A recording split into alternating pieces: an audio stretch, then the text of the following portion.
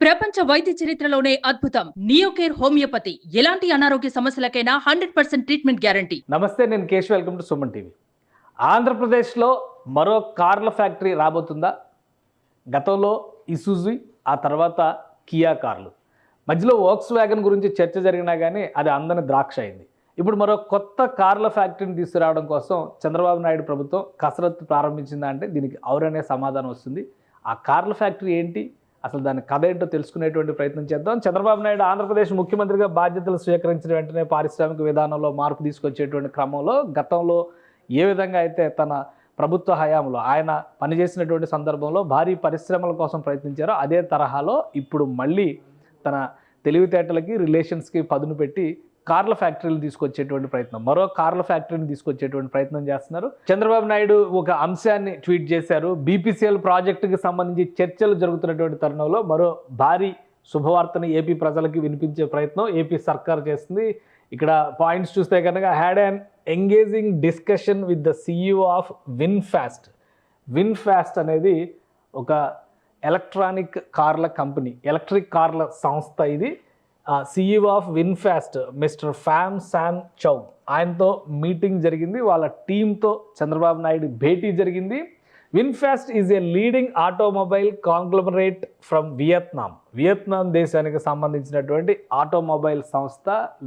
Vietnam నుంచి EV కార్లు అలానే బ్యాటరీలకు సంబంధించి, ఎందుకంటే కార్లలో ఉపయోగించేటువంటి బ్యాటరీలను మ్యానుఫ్యాక్చరింగ్ చేయడంలో ఈ సంస్థకి ప్రత్యేకమైనటువంటి గుర్తింపు ఉంది. వియత్నాంలో ప్రారంభమయ్యి ప్రపంచవ్యాప్తమైనటువంటి ఒక భారీ సంస్థగా కూడా దీని గుర్తింపు ఉంది. అలానే ఆటోమొబైల్ రంగంతో పాటు వివిధ రకాల సేవా కార్యక్రమాలు, ముఖ్యంగా నిర్మాణ రంగంలో ఈ సంస్థకు ఉన్నటువంటి పేరు ప్రఖ్యాతులు కూడా ఆగ్నేయ ఆసియా దేశాల్లో చాలా ఎక్కువగా వినిపించేటువంటి సంస్థ. Have invited them to set up there EV and battery manufacturing plant in Andhra Pradesh. ఇది చంద్రబాబు నాయుడు గారి కోరిక. సో ఇక్కడ ఆ టీంని పిలిచారు. ఆ సంస్థకు సంబంధించినటువంటి సిఇఓతో భేటీ జరిగింది. అలానే ఈ భేటీలో ఆంధ్రప్రదేశ్ పరిశ్రమల శాఖ మంత్రి టీజీ భరత్ కూడా ఉన్నారు. అలానే ఆ టీంతో డిస్కషన్ జరిగింది. చీఫ్ సెక్రటరీతో సహా ఈ టీం అందరూ కూడా డిస్కస్ చేశారు. ఆంధ్రప్రదేశ్లో ఉన్నటువంటి పాసిబిలిటీస్ని, ప్రాబబిలిటీస్ని ఎక్స్ప్లెయిన్ చేశారు. అలానే the industries department has been instructed to facilitate their visit to suitable land parcels, looking forward to a successful collaboration అనేటువంటి మాటని చంద్రబాబు నాయుడు ఉపయోగించారు. అంటే ఈ విన్ఫాస్ట్ సంస్థకు సంబంధించినటువంటి ప్రతినిధుల బృందాన్ని రాష్ట్ర పరిశ్రమల శాఖకి అన్వయిస్తూ రాష్ట్రంలో ఈ పరిశ్రమను పెట్టడానికి, ముఖ్యంగా ఆటోమొబైల్ రంగానికి సంబంధించి కానీ ఎలక్ట్రిక్ బ్యాటరీల ఉత్పాదనకు సంబంధించినటువంటి ప్లాంట్ని, విన్ఫాస్ట్ ప్లాంట్ని ఏర్పాటు చేయడానికి అనువైన ప్రదేశాలను చూపించాల్సిందిగా ఆదేశించారు. కాబట్టి ఈ బృందం కొద్ది రోజుల పాటు ఆంధ్రప్రదేశ్లో పర్యటనలు జరపబోతోంది. ఒకవేళ ఈ పర్యటన కనుక, ఈ కొలాబరేషన్ కనుక సక్సెస్ఫుల్ అయితే కనుక ఏపీలో కియా తరహాలోనే మరొక కార్ల పరిశ్రమ రాబోతుంది. అసలు ఈ విన్ఫాస్ట్ ఏంటి, దీని కథ ఏంటి? విన్ఫాస్ట్ ఎలక్ట్రిక్ వెహికల్స్కి సంబంధించినటువంటి సైట్ ఇది. దీనిలో చాలా డీటెయిల్స్ ఉన్నాయి. విన్ఫాస్ట్ మోడల్కి సంబంధించి అనేక కార్లు ఇది ప్రపంచవ్యాప్తంగా ఉన్నాయి. ఆల్రెడీ ఈ 2 years బ్యాక్ జనరల్ మోటార్స్, అమెరికాలో లీడింగ్ మోటార్ ఆటోమొబైల్ సంస్థ కాబట్టి జనరల్ మోటార్స్తో కూడా ఈ సంస్థ టైఅప్ అయింది. సో జనరల్ మోటార్స్తో కలిసి, షెవర్లేతో కలిసి ఈ సంస్థ కార్లని ఆగ్నేయాసియా దేశాల్లో దిగుమతి చేయడం, అక్కడ డెవలప్ చేయడం, అంటే మ్యానుఫ్యాక్చరింగ్ చేయడం వంటి ప్రక్రియలన్నింటినీ కూడా చేపడుతుంది. ఇది విన్ఫాస్ట్కి సంబంధించినటువంటి డీటెయిల్స్. అలానే ఈ సంస్థ మ్యానుఫ్యాక్చరింగ్ విషయంలో కూడా అనేక జాగ్రత్తలు తీసుకుంటుంది. గత కొద్ది కాలంలోనే $5 బిలియన్ సంస్థగా ఎదిగినటువంటి కంపెనీ ఇది, ఈ విన్ఫాస్ట్ గ్రూప్. అలానే విన్ఫాస్ట్ మ్యానుఫ్యాక్చరింగ్ ఇండస్ట్రీకి కూడా ఒక ప్రత్యేకత ఉంది. ఎందుకంటే మొత్తానికి రోబోటిక్స్ను ఉపయోగించడం ద్వారా కార్ల ఉత్పత్తిని చేసేటువంటి సంస్థ ఇది. అంతా కూడా ఎలక్ట్రిక్ పరికరాలకు సంబంధించినటువంటి నిర్మాణాలు కాబట్టి ఎలక్ట్రిక్ పరికరాలకి సంబంధించినటువంటి వ్యవస్థని చూపించేటువంటి క్రమంలో ఈ సంస్థ అధునాతనమైనటువంటి మ్యానుఫ్యాక్చరింగ్ అంశాలకు సంబంధించినటువంటి టెక్నాలజీని ఉపయోగిస్తూ ఈ ప్లాంట్లని ఏర్పాటు చేసింది.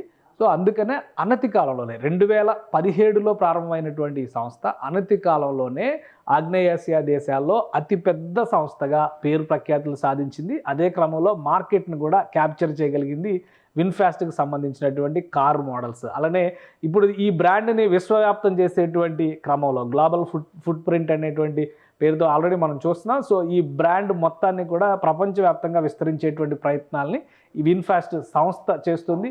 ఈ సంస్థకు సంబంధించి మరో ముఖ్యమైనటువంటి అంశం కూడా విన్ గ్రూప్ దీన్ని ప్రమోట్ చేస్తుంది. విన్ గ్రూప్ ప్రత్యేకతను తెలుసుకోవాలంటే కూడా ఇది ఆల్మోస్ట్ అంటే విన్ఫాస్ట్ ఒక్క ఫ్యాక్టరీలోనే 13,000 మందికి పైగా సిబ్బంది పనిచేస్తున్నటువంటి పరిస్థితి ఉంది. ఇప్పుడు ఓవరాల్గా ఈ విన్ఫాస్ట్ గ్రూప్ని విన్ గ్రూప్ ఈ విన్ఫాస్ట్ కార్స్ను ప్రమోట్ చేస్తుంది. విన్ఫాస్ట్ సంస్థకు సంబంధించి కానీ విన్ గ్రూప్కి సంబంధించి కానీ చూస్తే దాదాపు 50,000 మంది ఉద్యోగులు ప్రపంచవ్యాప్తంగా పనిచేస్తున్నటువంటి భారీ సంస్థ ఇది. సో దీనికి సంబంధించి కార్ల మ్యానుఫ్యాక్చరింగ్తో పాటు రియల్ ఎస్టేట్ రంగంలోనూ ఒక ప్రత్యేకమైనటువంటి ముద్ర ఉంది. టెక్నాలజీ ఇండస్ట్రీలో ఒక ప్రత్యేకమైనటువంటి స్థానం ఉంది.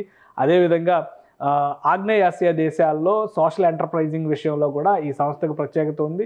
సో ఈ విన్ గ్రూప్ నిర్మించినటువంటి నిర్మాణాలు ఇవి. అలానే విన్ గ్రూప్కి సంబంధించినటువంటి అనేక అంశాలు అంటే ఒక రకంగా చెప్పాలంటే ఈ సంస్థ కేవలం కార్ల మ్యానుఫ్యాక్చరింగ్కి మాత్రమే పరిమితం కాలేదు. ఇంకా వివిధ మార్గాల్లో ఉన్నటువంటి ముఖ్యమైనటువంటి రంగాల్లో కూడా భారీ నిర్మాణ సంస్థలు కావచ్చు, అలానే భారీ ఇన్ఫ్రాస్ట్రక్చర్ డెవలప్మెంట్ సంస్థలుగా కూడా దీనికి ముద్రపడినటువంటి పరిస్థితి ఉంది. అందుకనే విన్ గ్రూప్కి ఉన్నటువంటి కెపాసిటీ దేశంలోనే అంటే వియత్నాం దేశంలోనే ఒక పొటెన్షియాలిటీ ఉన్నటువంటి సంస్థగా గుర్తింపు పొందింది.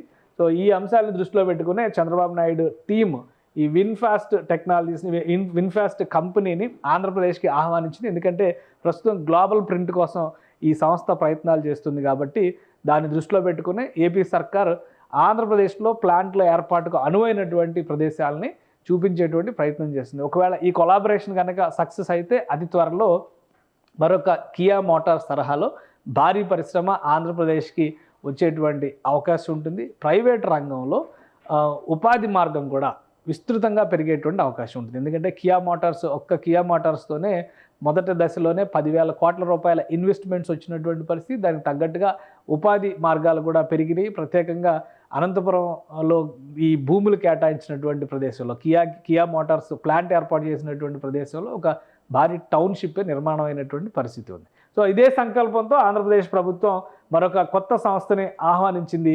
సో ఫలితం ఏ విధంగా ఉండబోతుంది, అలానే వాళ్ళు ఆంధ్రప్రదేశ్లో ఇవ్వబోయేటువంటి రాయితీలు కానీ అవకాశాలు కానీ ట్యాక్సెస్ వైజ్గా పన్ను రాయితీలు మినహాయింపులు వంటి అంశాల విషయంలో కూడా విన్ఫాస్ట్ సంస్థ ప్రభుత్వం నుంచి ఫేవర్ కోరుకునేటువంటి అవకాశం ఉంటుంది. కాబట్టి రెండింటి మధ్య ఒక సమన్వయంతో అవగాహనతో ముందుకు వెళితే కనుక ఖచ్చితంగా ఏపీలో మరొక భారీ కార్ల పరిశ్రమ వచ్చేటువంటి అవకాశం ఉంటుంది. అలానే కియా మోటార్స్ ఇసుజు తర్వాత ఇదొక భారీ పరిశ్రమగా ఆంధ్రప్రదేశ్లో గుర్తింపు పొందడానికి అవకాశం ఎక్కువగా ఉంటుంది.